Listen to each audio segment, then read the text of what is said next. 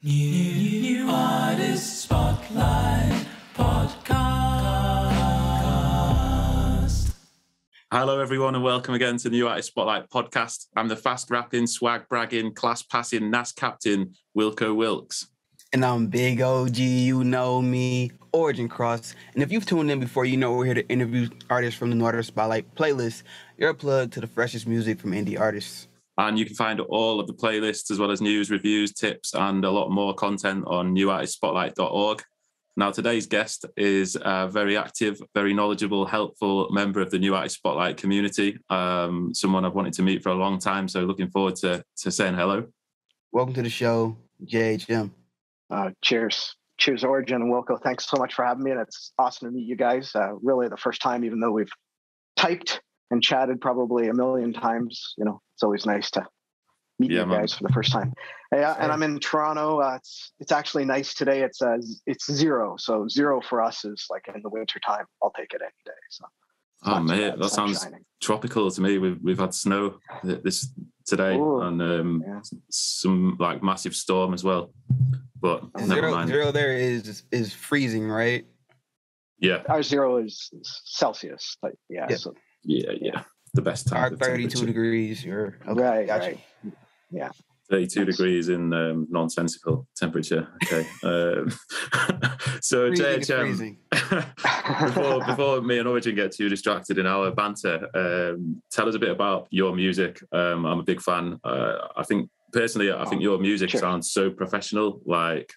So I'm interested to know actually if you like how you do the production and stuff as well. But yeah, tell us a bit about your music career so far and J.H.M. Oh, cheers. I really appreciate that. I kind of grew up loving sort of 70s rock. My dad would always play it around the house, ELO, all those kind of bands. So, and then I moved into the 80s loving like kind of the Smiths, Depeche Mode, Erasure, a lot of those kind of synthy bands. So I was probably writing synth music most of my early career and everything. So I kind of gave it a bit of a rock flair, kind of alternative sound, and just tried to take the kind of pop music that I was writing and just give it a bit of an edge to it. And, so far it's worked out. My music kind of doesn't sound like any specific genre, but just kind of covers a little bit of every base. And I think that's why. Yeah, it's really good, man. It's made for radio, I think. I think I could see it being really popular if it had like a good push. I appreciate that. So yeah, do you do your own production? So everything I do in this room, but I do or have sent everything from undone after to somebody else to produce. Sorry if I'm making a noise there. So I had Raven Paradox has done a bit of my music, and then Charles did Into the Wilderness. I try and have it as complete as possible to give to them. But besides that, yes, all the piano, guitars, bass, drums, everything else I just try to do in-house. The guy's got skills. It's appreciate it. It's good and it's hard at the same time, because if you have a band, maybe you can push off each other and you can kind of maybe release things and kind of feed off each other and maybe get an energy. And you know what it's like. I mean, you do your own stuff. If you're doing it all on your own, there's a tendency that you can get stuck and get in these ruts, and you're just only relying on yourself to kind of push forward to the next level. So I find that kind of can slow me down a lot. Yeah. So that's kind of where I am now. It's just going to keep pushing this, hopefully this sound out and see what happens. Yeah, you definitely get what you mean by that, because it's kind of like when you go for a job interview and they say like, are you a self-starter or are you, do you rely on like a team or something that keep you going? And we all kind of have to be self-starters in that sense, right? So tell us a little bit about, how that love for music really developed. Like, take us back. And I know your bio says that your true passion is to write music, right? So even more than singing, you say, is out of desperation. Oh yeah. Yeah, singing is definitely out of desperation. Just as a kid, like my dad had those old school tape recorders, like, they were Sony or something, but you could press play and record at the same time and plug a mic in.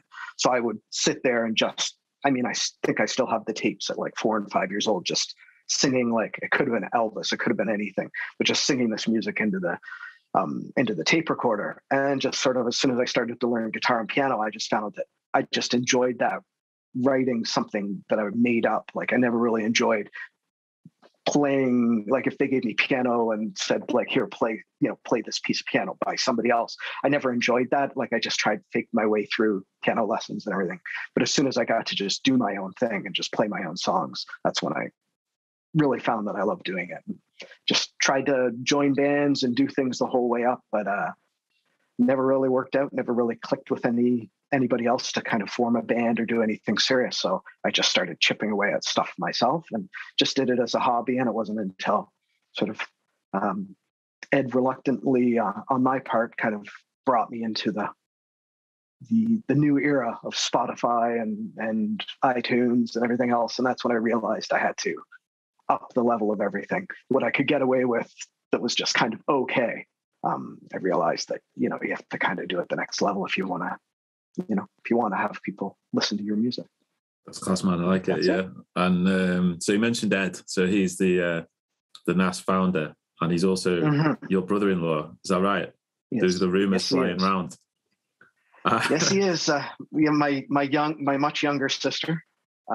He's married too, and so he's always known, like he's a fantastic guitar player and he can sing, and obviously, so he had written the team and tried everything to get some wheels, and the way it is it's hard to make that happen. So in Ed style, he decided to, well, if I can't beat them, I'll make everybody, I'll join them, sort of thing, and kind of created or helped with a lot of people create a community the whole time, saying, come on, like, let's, come on in.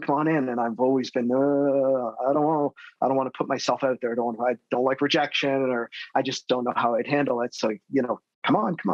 So eventually he agreed to do a song with me. And I did Make My Day. And I said, like, if we're going to do it together, I'll do it. And he said, okay. So we made this band, Two Odd Dogs, did the song, I did the music, he did the singing, we released it. And I said, oh, this is great. I said, what do you want to do for our next song? And he said, well, I don't have any time to do this. So he kind of got me into it, and then basically said, you're on your own.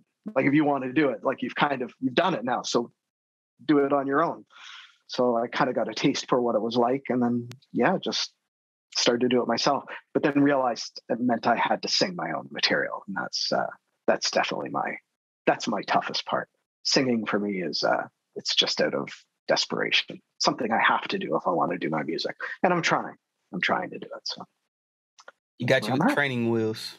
Yes, that's exactly it. Well, and the help of these music programs and everything else they have nowadays, you can certainly, you can put lipstick on a pig, is I guess what they used to say, but you can shine something up and make it sound very, a lot better than maybe. I was going to say, I think you're a great singer, but I've not heard the raw recordings. Yeah, I appreciate that.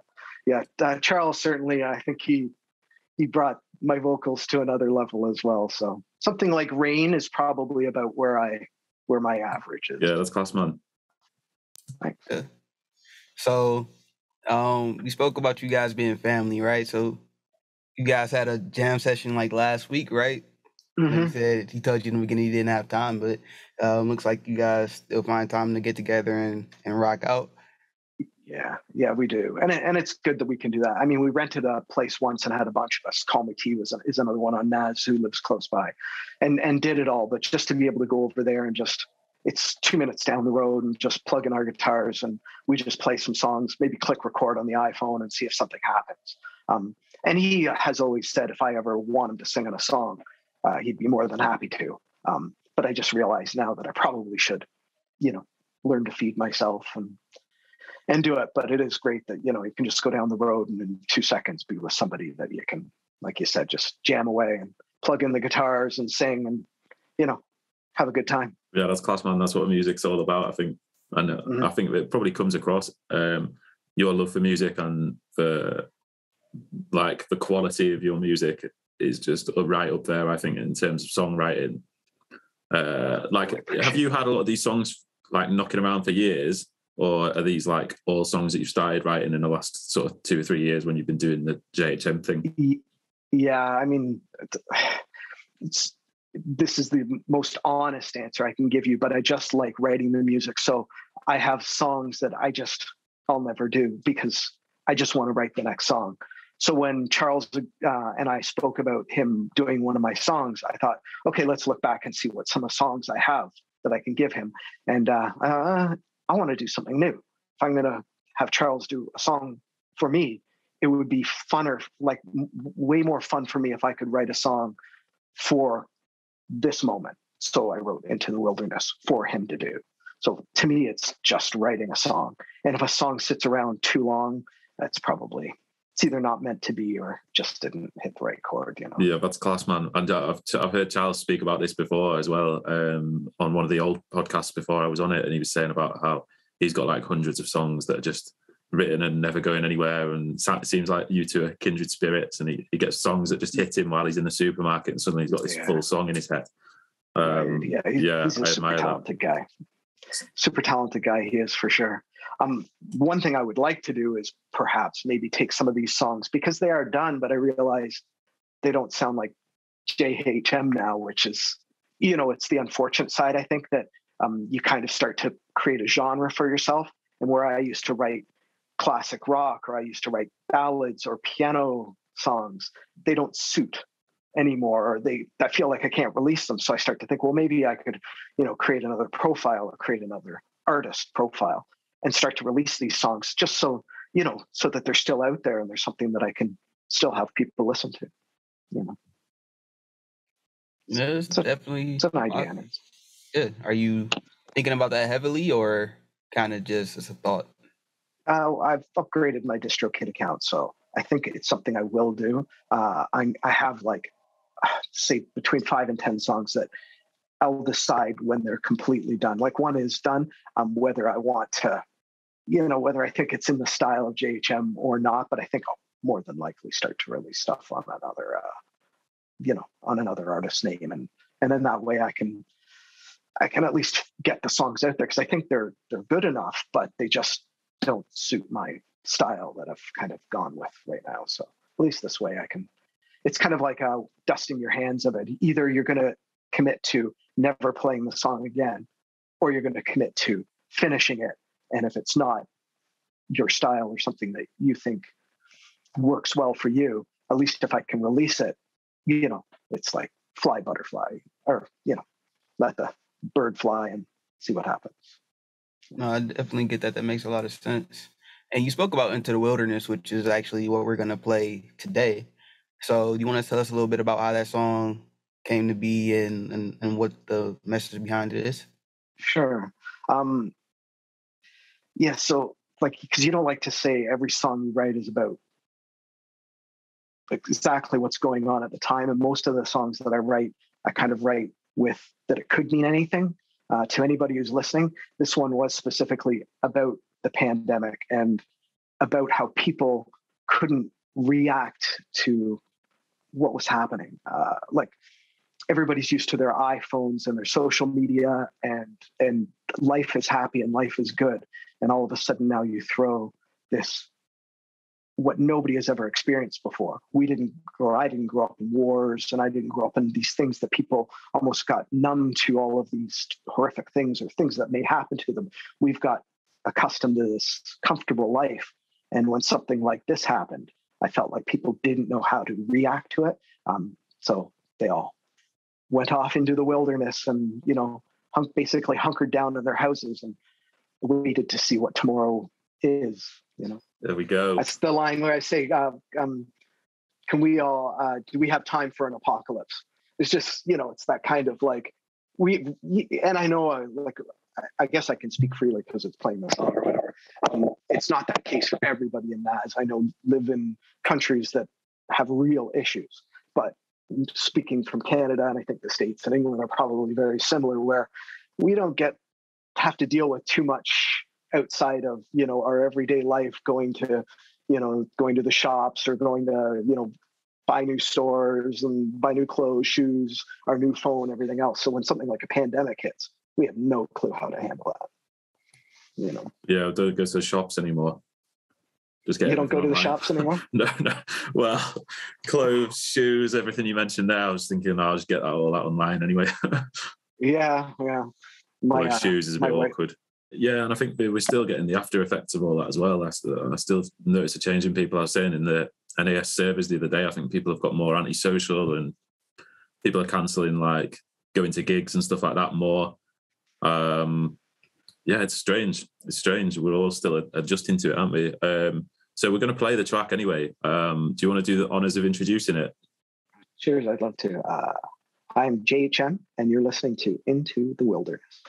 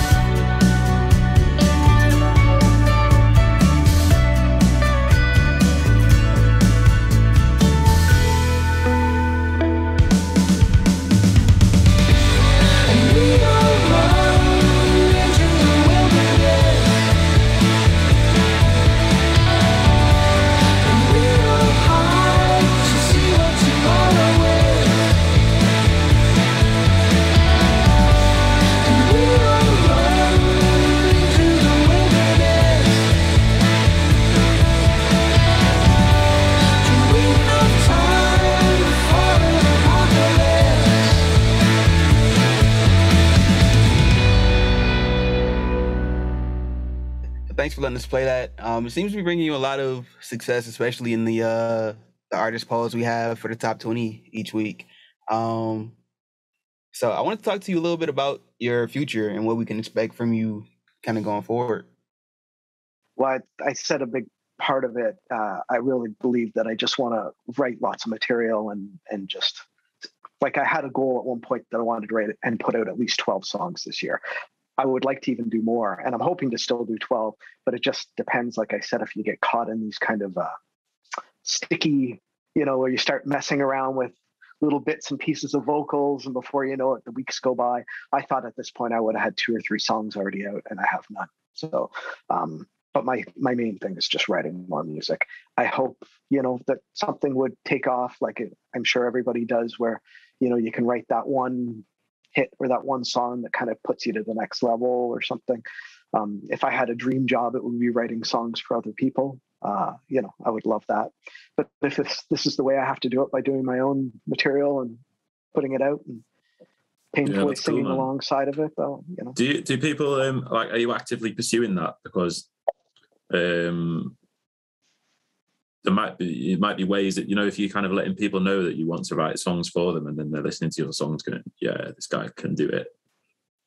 Yeah, or are you just sort of question. because you know what you're saying about, like, you hope that something blows up, and we all have that as well. But I also think it's like the ones that do blow up, usually it's very calculated, isn't it? It takes a long time, and people need to. Mm-hmm. There's a lot of work behind that, and the promo work that goes into it. It takes away from all the songwriting, and similar to what you're saying as well. Like it's hard to release a song every month, isn't it? Because so much goes into it all, and then life goes by. That's what my approach last year, a song a month, and I didn't do it, even though I technically released an album on top of it. So I did more than a song a month. But nice, yeah.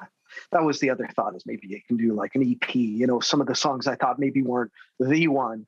If I release 3 or 4 songs that are all, fine, then that was the other way to do it. Problem is I don't know a good song from a song that's just okay. Like when I gave Charles Into the Wilderness, to me, I couldn't tell the difference between that, Rain, Undone, any of the others. They're all to me just a song, and so that part would be tough to write a song and go, oh, that's the one. I don't know who would be able to be the person to know that. But as far as Wilko, you mentioned selling or trying to promote selling material. I guess I just don't know how that's done. You knock on the door of a record company and say, hi, can I start writing music for you? Or I always thought that perhaps it was just releasing your own material, and then eventually people might say, hey, that's did you write all this? Would just kind of, I guess, knock on your door and ask, Do you know what? You can never really wait around for knocks on your door. What I might do if I were you is like find some influencers who are sort of don't have the songwriting talent themselves, but would love to put their name to a song, and just steal your song and then sell it to some influencer. And if you can get one of them and people love the song, then you get loads of views and stuff as well when they release it. Yeah, because you get somebody who's got that talent, that voice, or something, but not have the song to pair it up with. So that's definitely a possibility. I mean, that's when these record companies find somebody. Half the time they don't even need to write their own material, because no, you don't have to worry about that. You just sing. You got the voice. You're the voice. You just stand there, look pretty. Yeah, exactly. Exactly. the writers nobody's asked me to do have record deals, right? Like the writers are signed to the labels as well, right? That's right. Yeah, I've heard all sorts of horror stories about how they come up with writing their own material. So, whether it's true or not, kind of basically taking songs that are already out there and just kind of reworking them to sound just enough, different enough, and and release it. Whether that kind of thing is true or not, I'm sure it exists. But for people like us who just write honestly and write our way and do it for ourselves, and friends and family and all that, I think that's what makes us love what we do, is because we're doing it all from it's a part of us, isn't it? Yeah, definitely. Yeah, exactly. So when you say you don't necessarily know like which song is the hit versus which song is just a song, like it was something I know was said on here before. Like when you look back on songs, is it like, well, this one kind of was lacking here, or this one kind of really is still good, or is it kind of a thing where like once it's out, it's still just kind of in your mind, it's just a song, even like after time has passed? Yeah, it's a toughie because when I did Rain, I actually thought, oh, I don't know if I like this song at all, so I didn't promote it. So I released the song without telling anybody, without doing any promotions or anything, just put it out there and see what happened. And then it ended up kind of, it snowballed. And I think that's almost better. Like, I think I would almost prefer to just put material out there. And if it's meant to be, if people want to hear it and it's meant to be listened to, that they would find it, And I know that doesn't necessarily go to a lot of, what you said, Wilko, but, people aren't going to come knocking at your door. But I guess that's a bit of my mentality. To carry on the knocking door analogy, basically you want to knock on their door and then just run away. Sure. Yeah. So exactly, also, and maybe they'll look for me into the wilderness. Yeah. I've also heard that you are a bit of a master of the barbecue. Is that true? Definitely love cooking on a barbecue.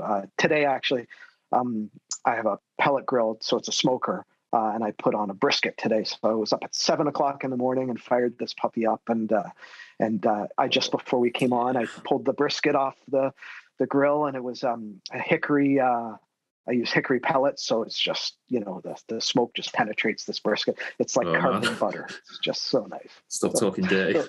Yeah. Man. Yeah. So that's dinner tonight with some coleslaw and a nice, French stick or a nice, so it'll be good. Yeah, that's the kind of barbecuing I like, marinating meats and steaks and just, can't go wrong. Nice, man. Sounds amazing. Yeah. It definitely does. So aside from the cooking and the music, you had a bit of a career as a hockey goalie. Tell us a little bit about that. Yeah, I don't even know where you pulled that one out of.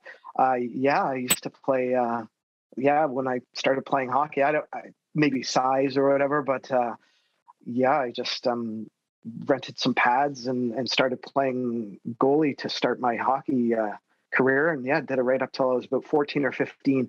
I stopped when the puck started coming at me a little too fast, and I realized that there's a bit of danger involved in it. And back at the time, the equipment wasn't like it is today. It was like leather and plastic that would snap if somebody got you in the right spot. Actually, fractured my kneecap when I was in public school getting hit, in hockey. So Right, and there's nothing to do with an axe falling on your leg. Oh yeah, you're pulling a few things out of here. I went camping, and I don't know how this worked, but my dad had the axe, I guess, hooked up on the trailer. Maybe it had a spot that was sort of off the ground, and it would be good to just kind of have it up and off the ground. And I guess my sister and one of her friends, we were camping, obviously quite young, decided to lock themselves in the trailer. And, you're the younger boy, and what do you want to do? Well, I want in. It's all I want to do is get in. So I started shaking the trailer, and the axe fell off and straight into my shin and cut it open. And my parents had to drive me to the hospital and get stitches. That's brutal. And we've got a surprise for you. We've got the doctor who did those stitches. Yeah, come on out. Sweet. Still got the scar. Well, it's been great so far, but I think it's time we transition into the world famous NAS Quickfire 5. You're going to be asked 5 questions. You've got no more than 15 seconds to answer each one. Are you ready? I am ready. Okay, we'll start the clock. Question 1. What is your favorite song from the New Artist Spotlight playlists? Yeah, I'm going to stick with Rod Fritz, Stay With Me. It was one of the first songs I heard just when I became a mod. He became a mod the exact same time, and I thought, I'm going to listen to everything he's done. And when I heard that song, I thought, oh, that's great. Great song. Class, yeah. What's one song that always makes you want to dance? It probably something from the 80s just because it has that beat. I'm going to go New Order, Blue Monday. But there's a lot of Depeche Mode. There's a lot of music from that era that just it was alternative, had a beat. You could dance to it. how you tuck a beer under one arm and you dance out in the dance floor and do your best to, look like you know what you're doing. Love it, man. If you could have the voice of any other artist on this planet, whose voice would you have? Yeah, this to me is a no-brainer. Eddie Vedder. Just his voice can sing. He can sing anything in the world. I think that'd be my answer as well. Yeah, I love Sorry, him. I blurted out because I was so excited that you said Eddie Vedder. I love the guy. Love Pearl Jam, my favourite band, I think. If you gave me John Lennon's voice or Johnny Cash's voice, I wouldn't be disappointed. But Eddie Vedder, yeah, definitely. Which band or artist, dead or alive, would you most like to go on a night out with? Yeah, if it was a band or a solo artist, either way, it'd be John and Paul, Beatles, if I could. If we're going to go out, I mean, I don't even know how I go out with those guys. Cause like, what do you do? Like jump on stage and knock out a few songs or whatever you do. But just to sit around and just absorb everything and just hope you catch even like just a bit of something that they had, even just a bit of something. Please tell me you've watched Get Back. Oh yeah. That's definitely on the slow. I've watched the whole anthologies as well, but it's certainly a different side to, to great, what man. you kind of thought of. Yeah. But you're not out of the woods yet because we've still got question 5. So if you could spend a day with one other NAS artist, who would you pick? Yeah, that's a toughie. And I know everybody always says that you'd love to just meet up with everybody. But I'm going to say Rod Fritz again. We've just spoke so much day after day with all the stuff we've done together, modding, chit-chatting and everything. Have him over. We'll have Ed, have a barbecue in the back. Call me T will come by. We'll do brisket up for everybody, a couple of beers, play some music or just chit-chat. I think it would be a good time. I think anybody would, You're not invited? You are definitely invited. You're both invited. Just anytime. Wait till the summer. I would have come. Winter's are no good. Summertime in the backyard, yeah. It'll be good. I definitely appreciate you not taking the easy way out and saying anybody or everybody. Thank you for actually having some courage and saying a name. Nice. I mean, yeah, it is so easy to say everybody because everybody is so unique and individual in their own way. And I think that's what makes NAS so great is just, not just the music, but the personalities you're getting from everybody is fantastic. And I've met a lot of people who are just, I would love to meet one day, or I'd love to sit down and have a beer with, or hang out with, So it's not even a wrong answer because it's true. But I played along and said a name, so hopefully I didn't disappoint anybody else who was out there. But let them be disappointed. Yeah, there's enough brisket for everybody. Somebody has to win. Fair enough. Well, I want to thank you for coming on and sitting down and having this chat with us. It's been great to meet you, but before you go, just tell everybody listening where they can find you on socials or DSPs. For sure, thanks. Twitter, Instagram, Facebook, it's all the same, J.H.M Music. Follow me, I'll follow you. Thanks. Perfect, mate. It's been a pleasure. It really has, man. Yeah, don't worry. It's really over. It's done. You know how quick that beer's going to open up in the other room? You've earned it, mate. You've earned it. As well, just want to say, good, yeah. No, it's been great having you on, mate. And yeah, thank you to everybody who's watching, listening. Big thank you to everybody who's joining up with New Artist Spotlight and keeping it going, keeping it growing. We'll see you all next time. Peace. New Artist Spotlight Podcast.